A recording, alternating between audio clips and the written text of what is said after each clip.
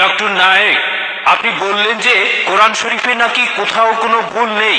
আমি কোরআনে 20টারও বেশি ভুল দেখতে পাচ্ছি, সেটা আরবি ব্যাকরণে। এখন তার কয়েকটা আমি আপনাকে বলছি। ইন্নাল্লাযীনা আমানু ওয়াল্লাযীনা হাদু ওয়াস-সাবিউন, এটা আছে সূরা বাকারায় আর সূরা হাজে। ইন্নাল্লাযীনা আমানু ওয়াল্লাযীনা হাদু ওয়াস-সাবিউন, এখানে কোনটা ঠিক, সাবিউন নাকি সাবিউন? 1 নম্বর। 2 নম্বর হলো কোরআনে আছে, হ্যাঁ, কিন্তু এছাড়াও আরো আছে। সূরা তাহার 63 নম্বর আয়াতে ইন্না হাজানি লিসাহিরান, ভুল, ইন্না হাজাইনি লিসাহিরান, এটার কি ব্যাখ্যা দেবেন? এছাড়াও আমি আরো অনেক ভুলের কথা জানি। এক্সকিউজ মি, আমরা শুধু প্রথম প্রশ্নটা গ্রহণ করব, সময়ের অভাবে দ্বিতীয় প্রশ্নটা গ্রহণ করতে ঠিক আছে, ঠিক আছে। ভাই, আপনি খুব সুন্দর একটা প্রশ্ন করেছেন। আমি আরেকটু সহযোগিতা করতে চাই যে হ্যাঁ, আপনি সবগুলো ব্যাকরণগত ভুলের কথাই বলেন। আর আপনার হাতের বইটা লিখেছেন আব্দুল ফাদি। আব্দুল ফাদি ঠিক, ইজ দ্য কোরআন ইনফেলেবল। আমিও দেখতে পাচ্ছি, হ্যাঁ আলহামদুলিল্লাহ, আমি ভালোই দেখতে পাই।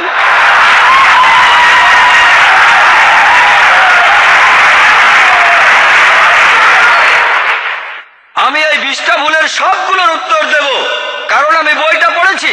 আমি সবগুলোর উত্তর দেবো ইনশাল্লাহ, ইনশাল্লাহ।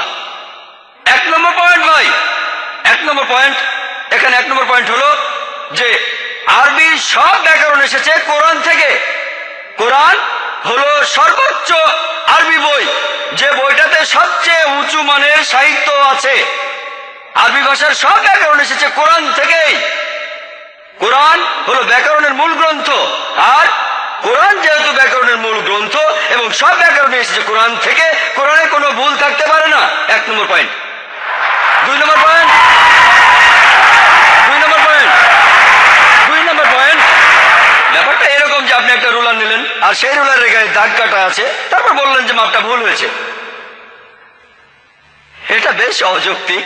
2 নম্বর পয়েন্ট, আরবে বিভিন্ন আলাদা আলাদা গোত্রে, আপনি যদি আরবি জানেন না, ডক্টর উইলিয়াম ক্যাম্বেল আমার সাথে একমত হবেন যে আরবের গোত্রগুলোর মধ্যে ব্যাকরণ মাঝে মধ্যে বদলে যায়। কিছু কিছু আরবীয় গোত্রে যে শব্দটা স্ত্রীবাচক, অন্য আরেক গোত্রে সেটাই পুরুষবাচক। একই শব্দ, তবে গোত্রভেদে ব্যাকরণ বদল হতে থাকে, এমনকি শব্দের লিঙ্গ বদলে যায়। তাহলে আপনি কি কোরআনকে সবগুলো ব্যাকরণ দিয়ে পরীক্ষা করবেন? না। আর এছাড়াও কোরআনের ভাষা এত উঁচু মানের, এতই উঁচু মানের, এর কাছাকাছি কোনো সাহিত্য নেই। আর কোরআনের বিরুদ্ধে অনেক বই আছে, ইন্টারনেটে গেলে দেখবেন 12টা ব্যাকরণের ভুল, 21টা ব্যাকরণের ভুল, আব্দুল ফাদি 20টা ব্যাকরণের ভুল। আপনাদের কি ধারণা খ্রিস্টানরা এই ভুলগুলো বের করেছে? কারাই ভুল বের করেছে জানেন? কারা করেছে? মুসলমানরাই। মুসলমান পণ্ডিতরা, যেমন জামকশারি, তারা এটা করেছেন। কোরআনের ব্যাকরণ এত উঁচু মানের যে কোরআনের ভাষা মাঝে মধ্যে প্রচলিত আরবির বিরুদ্ধে যায়। কোরআনের ব্যাকরণ এত উঁচু মানের, কোরআনের ব্যাকরণ এতই উঁচু মানের, এজন্য তার উদাহরণ দিয়েছে। আমিও একটা উদাহরণ দেব, এটাই আপনারা সবগুলো উত্তর পেয়ে যাবেন। তারা উদাহরণ দিয়েছে যে কোরআনে লেখা আছে লূত আলাইহিস সালামের গোত্রের লোকজন তারা সকল নবীকে ত্যাগ করেছে।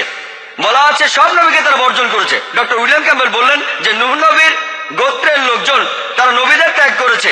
আমরা ইতিহাস থেকে জানি যে মাত্র একজন নবীকে তাদের কাছে পাঠানো হয়েছিল। তাহলে এখানেও ব্যাকরণের ভুল আছে। কোরআনে বলা উচিত ছিল একজন নবীর কথা, বহু বচন না। আর আমি একমত, আর আমার আপনার মতো লোকের কাছে মনে হবে এটা ব্যাকরণের ভুল। কিন্তু যদি আপনারা আরবদের লেখা বইগুলো পড়ে থাকেন, কোরআনের আসল সৌন্দর্য কি?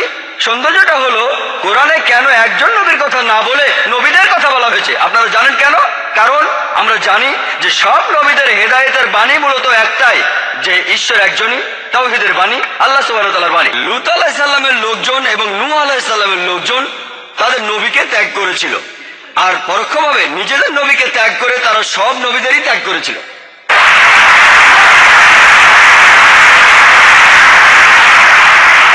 সৌন্দর্যটা দেখেন, ভাষার অলংকার দেখেন, আলহামদুলিল্লাহ। আপনার মনে হতে পারে এটা ব্যাকরণের ভুল, কিন্তু এটা ভুল নয়। একইভাবে নূর সারওয়ার নামে একজন বলেছেন যে কোরআন বলছে কুন ফা ইয়া কুন, হ বললে হয়ে যায়। এটা নাকি হবে কুন ফা কানা, হ বললে হয়ে যেত।